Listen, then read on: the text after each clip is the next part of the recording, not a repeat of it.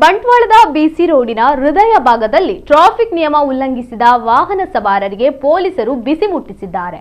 SI Adarsh ನೇತೃತ್ವದ traffic ಪೊಲೀಸರ ತಂಡ ತಪ್ಪಿತಸ್ಥರಿಗೆ ದಂಡ ವಿಧಿಸಿದ್ದಲ್ಲದೆ ಟ್ರಾಫಿಕ್ ಕಿರಿಕಿರಿಯನ್ನು ಉಂಟು ಮಾಡುತ್ತಿದ್ದ ಬಸ್ ಹಾಗೂ ರಿಕ್ಷಾ ಚಾಲಕರಿಗೆ ಕ್ಲಾಸ್ ತೆಗೆದುಕೊಂಡಿದೆ. ಬಿಸಿ ರೋಡಿನ ಬಸ್ ನಿಲ್ದಾಣದ ಬಳಿ ಗ್ರಾಮೀಣ ಭಾಗಕ್ಕೆ ತೆರಳುವ ಖಾಸಗಿ ಬಸ್ ಹಾಗೂ ಗ್ರಾಮೀಣ ಪರ್ಮಿಟ್ ಹೊಂದಿರುವ ರಿಕ್ಷಾ ಚಾಲಕರು ಆಟೋಗಳನ್ನು ನಿಲ್ಲಿಸಿ ಸಂಚಾರಕ್ಕೆ ಅಡಚಣೆ ಉಂಟು ಮಾಡುತ್ತಿದ್ದಾರೆ ಎಂಬ ಆರೋಪಗಳು ಅನೇಕ ದಿನಗಳಿಂದ ಕೇಳಿ ಬಂದಿತ್ತು. ಈ ಹಿನ್ನೆಲೆಯಲ್ಲಿ ಟ್ರಾಫಿಕ್ ಎಸ್ಐ ಆದರ್ಶ್ ಅವರು ಫೀಲ್ಡ್ಗಿಳಿದು ಪ್ರತಿ ವಾಹನಗಳ ದಾಖಲೆಗಳನ್ನು ಪರಿಶೀಲಿಸಿ ನಿಯಮ ಪಾಲನೆಯ ಬಿಸಿ ಮುಟ್ಟಿಸಿದ್ದಾರೆ.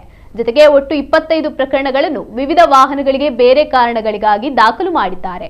ಅದರಲ್ಲಿ 13 ಪ್ರಕರಣಗಳು ಕರ್ಕಶ ಹಾರ್ನ್ಗಳನ್ನು ಅಳವಡಿಸಿದ ಕಾರಣಕ್ಕೆ ಹಾಗೂ ಉಳಿದಂತೆ ನಂಬರ್ ಪ್ಲೇಟ್ ಇಲ್ಲದ ವಾಹನಗಳು ಹಾಗೂ ಕರ್ಕಶ ಶಬ್ದ ಮಾಡುವ ವಾಹನಗಳ ಸೈಲೆನ್ಸರ್ಗಳನ್ನು ಹೊಂದಿರುವ ವಾಹನಗಳ ಮೇಲೆ ಪ್ರಕರಣ ದಾಖಲು ಮಾಡಿರುವ ಬಗ್ಗೆ ಅವರು ಮಾಹಿತಿ ನೀಡಿದ್ದಾರೆ.